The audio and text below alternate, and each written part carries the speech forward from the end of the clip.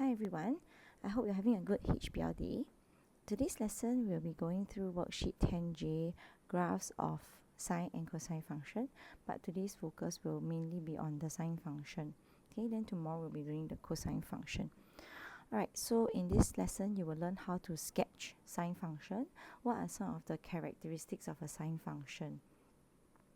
Right, so just like all the other functions that you have learned before, your linear functions are straight lines, right? You have previously learned before linear functions that are like straight lines.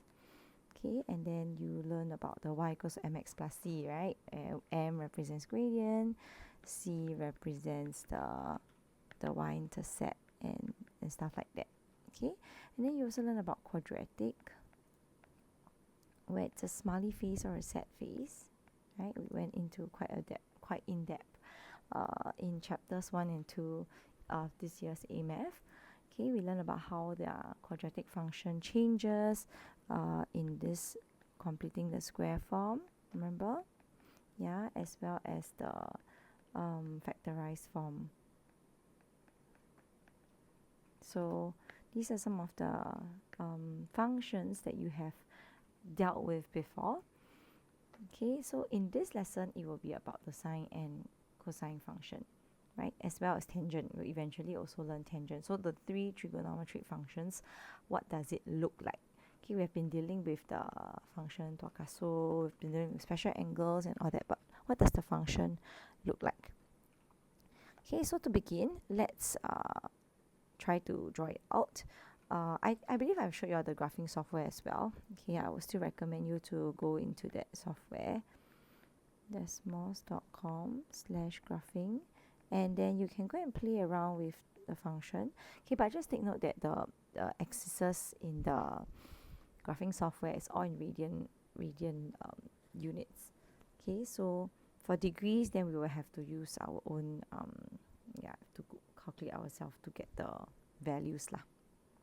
All right, so if you look at if we study the graphs, okay, fill in the table of values for y equals to sine x. Okay, so this one is just really a calculator activity, so you can pull out your calculator and then you start typing in sine negative 360, you know, and then of course this is in degree mode. Okay, and then you can get the answers 0. Okay, so you can go on and fill up the table.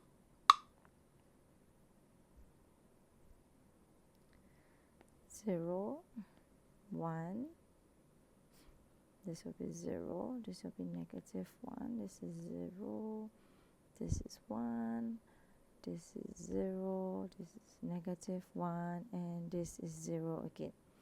Okay, so if you type all this out in your calculator, these are the values that you should get. And then we are going to do a very quick sketch. Okay, so as you can see, 0 to 90, there are like 4 parts. 0 to 90, 90 to 180, 180 to 270, 270 to 360, so 4 parts. 1, 2, 3, 4. So this is 90, 180, 270, and 360. Then on the other end, we can also do the same thing. Negative 90, negative 180, negative 270, and negative 360. Okay, so let's try to draw this to scale as much as possible. Alright, so these are the values, and then on the y-axis I only have 3 values, right? 1, 0, and negative 1. Okay, so now we can sort of plot it, right, to see the general pattern of the sine function. So 0, negative 60, 360, 0, that's here. 270, negative 270, 1. Use the ruler. Don't want to mess up too much. So somewhere here. Okay, and then here.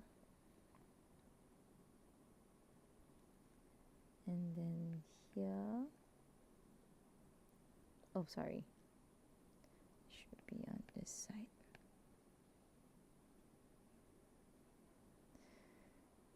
Here, okay, here. Alright, so these are the points, and you can see it's like a wave, right? The general pattern is like a wave. So you will go up, and then you will make a maximum point, and then you come down, and then you go down to make a minimum point. Okay, if it's not very nice, you can always redraw again. And you go up again, cut through the origin, make a maximum point, draw a mountain, draw. Okay, make sure you must pass through all the points, and then go again. Right, so this is generally how your curve should look like. Okay, so this is the sine function. Y equals to sine x. Right, so if you use a graphing software, you will get the same, you will expect to get the same same pattern. Okay, so opening the graphing software, y is equals to sine of x. Right, so this is the function, and the two cycles are from here. If you look at the value of the graph, okay, negative 2 pi, which is negative 360, all the way to 2 pi, which is 360. Okay, so that's similar to what we have in our notes here. Okay, just in a different scale and different unit. Okay, alright, so now we can answer the questions. Okay, here they say, using the graph of y equals to sine x that you have sketched, answer the following questions. What is the maximum and minimum value?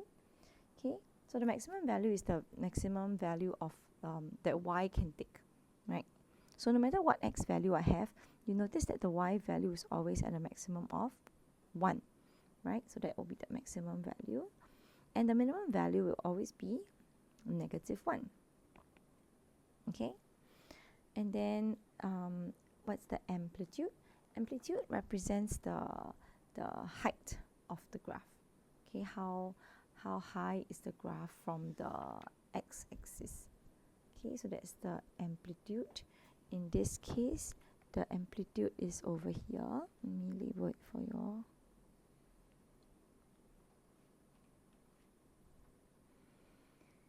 Okay, so this part here is actually our amplitude. Okay, this part here, likewise here, because of the symmetrical property, this is our amplitude. Okay, and then we have this thing called, so our amplitude is 1.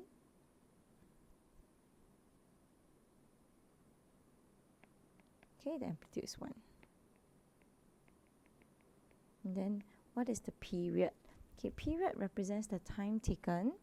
Period is the time taken for one complete cycle. Right, that's a definition that you all learn in physics.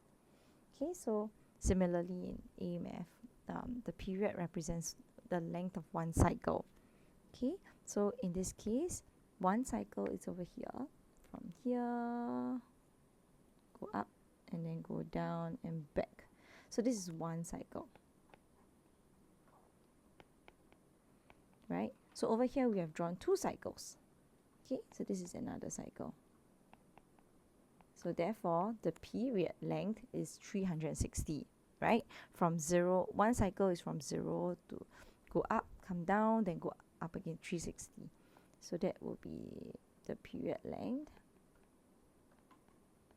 360 degrees.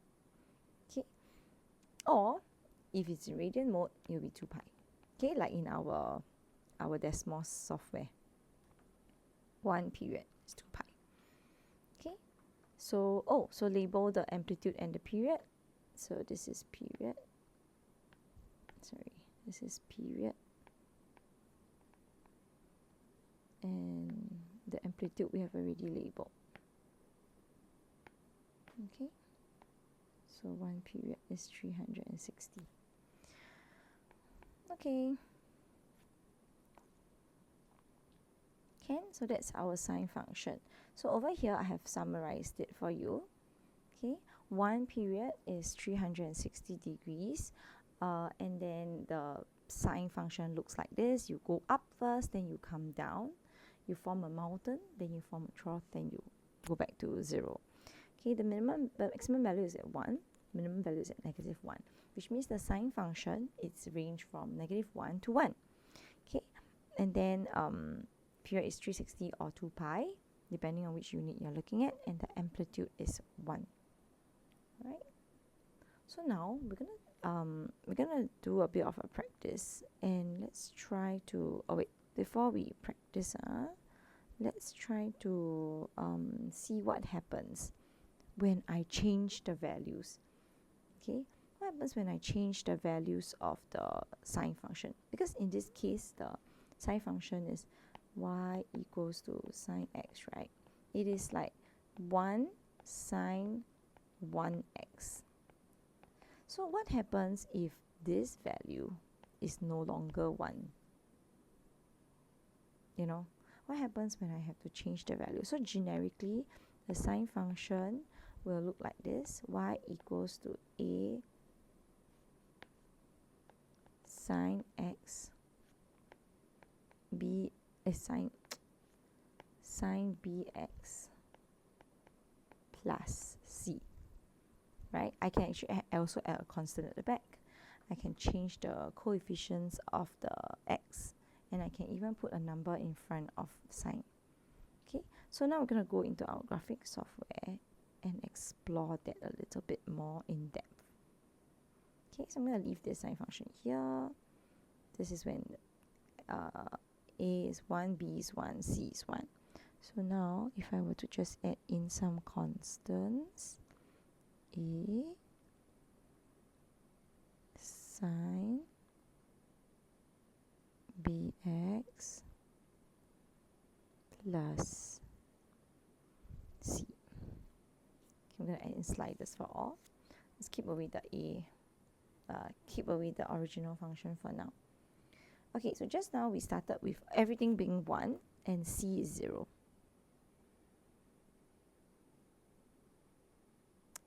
Just give me a minute. Let me change the way this thing works. -5 to 5. I'm gonna fix this a bit more so it's easier for me to pull the slider. All right. So see, when c is 0, this is our usual graph, right? See, it's the same graph. Okay, so now when c becomes so when c is 0, all the points are at the same place, right? 0, 0, 90, 180, 270, and 360. Okay, what happens when I change my a value? Okay, let's change our a value first. A value is the value in front of the sine function, right? So what happens when I increase the a value? What do you notice? Okay, when I increase the a value, do you notice that the graph, the amplitude increased? Did the period change? No, right? The period didn't change, but the amplitude changed. Can you see that? Okay, so let's go back again. So this is what happens when it's the normal graph, right? Y equals to sine x. And then when I increase a, you can see that the graph becomes taller and taller. Okay, so the amplitude actually increased. The period did not change, right? So just now you're looking at these two cycles. Okay, and then likewise, when I decrease it, when I make it smaller than 1, it actually becomes shorter, right? So now it becomes smaller than the original function that we drew just now. Okay, what happens when I make it negative? The entire thing flips now. Can you see that? So try again. This is positive. Then this becomes 0. Then after it becomes negative. Okay, so when it becomes negative, the entire thing flips, right? And likewise, you realize that the amplitude change, but the period doesn't change. Okay, so this is an important observation. Let's note that down in our notes. Okay, actually it's in the next slide. Over here, in the next page. Let me show you all. Here. Okay, so the graph of y equals to a sine bx plus c, right? This a sine bx plus c, a actually impacts the amplitude. So this a, just nice, is the alphabet for amplitude. So that's easy to remember. Okay, so a affects amplitude only. It does not change your period. It does not change the position of the graph. The graph is still at the same position. It's just that you pull it longer or you make it shorter or you flip it upside down. Okay, now let's look at B. What happens to B? Let's fix A again. Back to 1.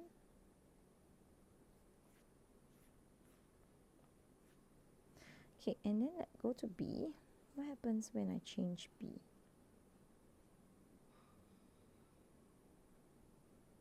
Okay, what do you notice? When I increase B, just now B was 1, right? B was 1. When I increase B, what happens?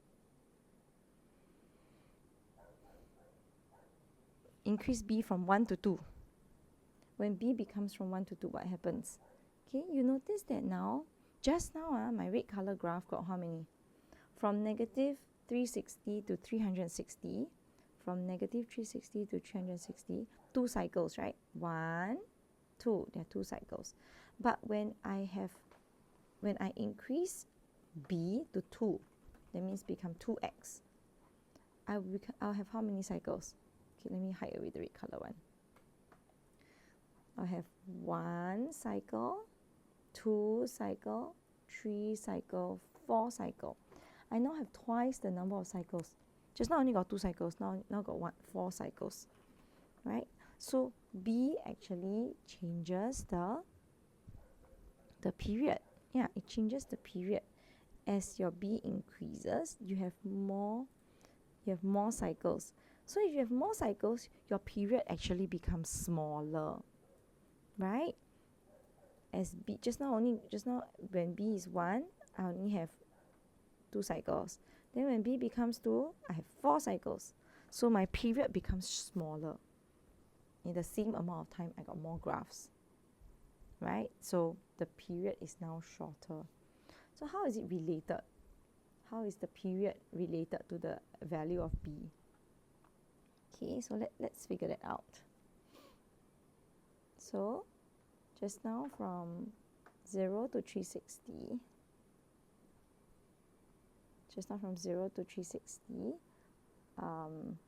when this B is 1, right? B equals to 1, we have 2 cycles, right? And then the period is 360 degrees. Okay? And then when B becomes 2, in our graphing software, we have 4 cycles. Then what did our period become? Let's go and look at our graph. When B becomes 2, okay, our period actually, oops, sorry. This thing is not working. Give me a minute. My fat fingers go and press. Yeah, let's keep it like that first. Okay, so when B becomes 2, our period, we now have 4 cycles. Okay, now I have 4 cycles. And each period, 1 cycle, right? 0 to pi. Can you see that? 0 to pi. Okay, and then pi to 2 pi. So each period is now pi, which is 180 degrees.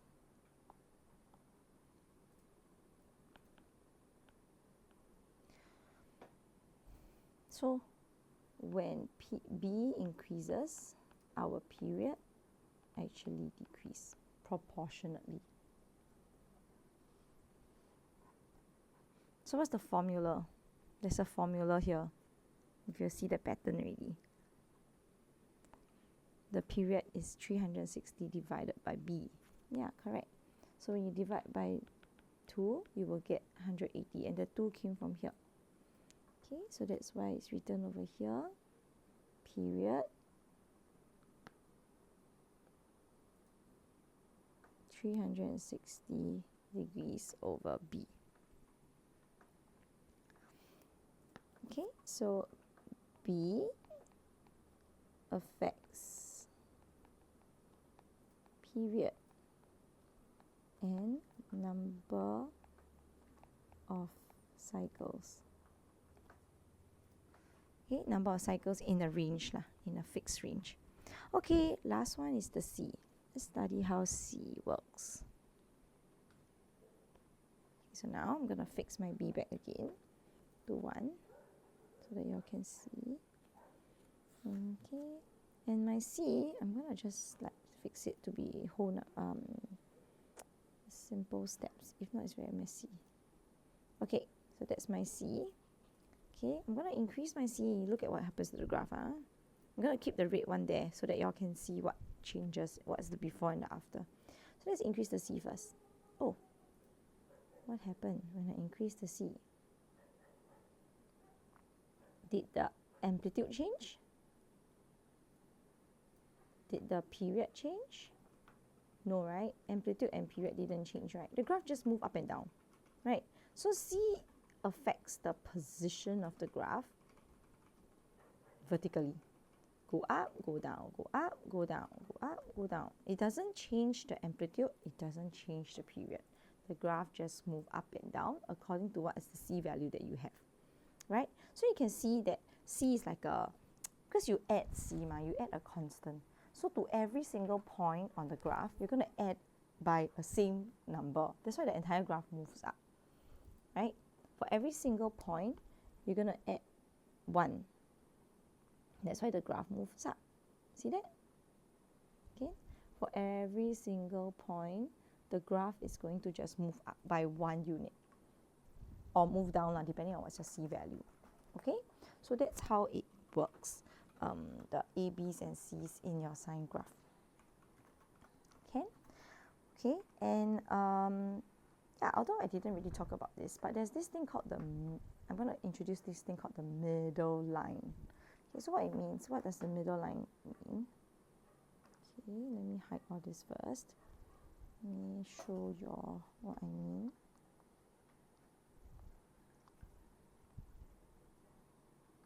Okay, so I also invent such a terminology so that students can understand what I'm talking about.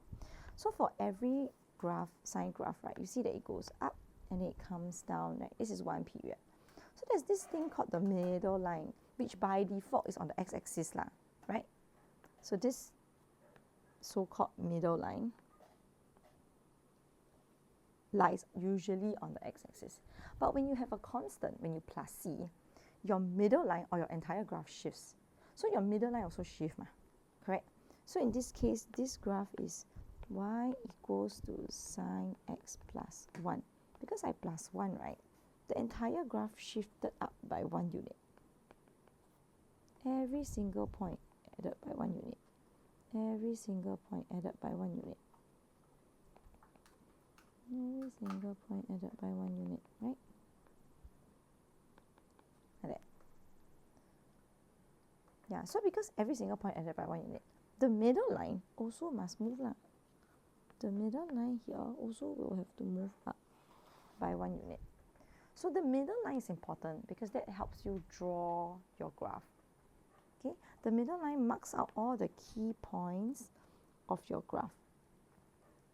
Okay, so we talk about this middle line. All right, in the notes, we call that the middle line axis of curve. Let me show you all. Okay, it's over here. This dotted line here. It's called your axis of curve. Right? So this is the C value. C actually affects position of the graph. Essentially, move graph up or down. Okay, so I took some time to explain the characteristics of a sine function. In the next few examples, I will demonstrate how to sketch the sine functions by looking at all these characteristics. Okay, the maximum value, the minimum value, the period, the amplitude, the different characteristics, right? And then yeah, then we will end there.